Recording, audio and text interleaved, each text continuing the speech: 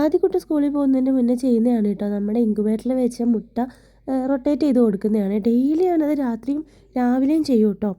അപ്പോൾ അവന് ഭയങ്കര ഇഷ്ടമാണ്. ഡെയിലി ചോദിക്കും എന്നാണ് വിരിയുക എന്നാണ് വിരിയുക എന്ന്. അപ്പോൾ നമ്മൾ വെച്ചിട്ട് ഇന്ന് 17ാമത്തെ ദിവസമാണ്. അപ്പോൾ 17ാമത്തെ ദിവസമാണ്. രാത്രി ആയപ്പോൾ തുറന്ന് നോക്കിയപ്പോൾ ഒരു മുട്ട വിരിഞ്ഞ് വരുന്ന കണ്ട് കേട്ടോ.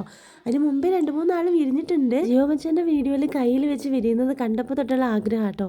അപ്പോൾ ഇത് പൊട്ടി വരുന്നത് കണ്ടപ്പോൾ നമ്മൾ കയ്യിലെടുത്ത് വെച്ചു.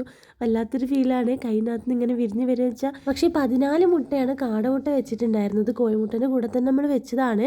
പക്ഷേ അതിൽ 7 വിരിഞ്ഞ് കിട്ടിയിട്ടുള്ളൂ കേട്ടോ. തരുമ്പോൾ തന്നെ അവർ പറഞ്ഞിട്ടുണ്ടായിരുന്നു ഇത് ഉറപ്പില്ല, എന്താ വെച്ചാൽ എടുത്ത് വെച്ചിരുന്ന മുട്ടയായിരുന്നേ. ഇനിയിപ്പോൾ 4 ദിവസം കൂടി വെയിറ്റ് ചെയ്യണം നമ്മുടെ കോഴിമുട്ട വിരിഞ്ഞ് കിട്ടാൻ വേണ്ടിയിട്ട്.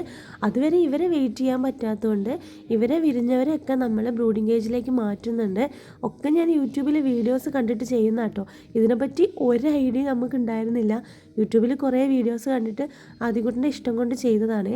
ഒരു കാർഡ്ബോർഡ് പെട്ടി സെറ്റാക്കിയിട്ട് അതിനകത്തൊരു പേപ്പർ ഇട്ടിട്ട് നമ്മൾ വെള്ളവും തീറ്റയൊക്കെ അവർക്ക് അതിൽ തന്നെ വെച്ച് കൊടുക്കുകയാണ്. ഇതേപോലത്തെ ഇൻക്യുബേറ്ററിൽ വെച്ചിട്ടുള്ള പോലത്തെ ഒരു ബൾബ് ഇവർക്ക് ചൂടിന് വേണ്ടി ഇട്ട് കൊടുക്കുന്നുണ്ട്.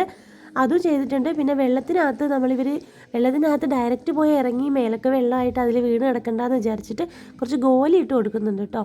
പിന്നെ സ്റ്റാർട്ടറാണ് ഇതിൽ പൊടിച്ചിട്ട് കൊടുത്തിട്ടുള്ളത്.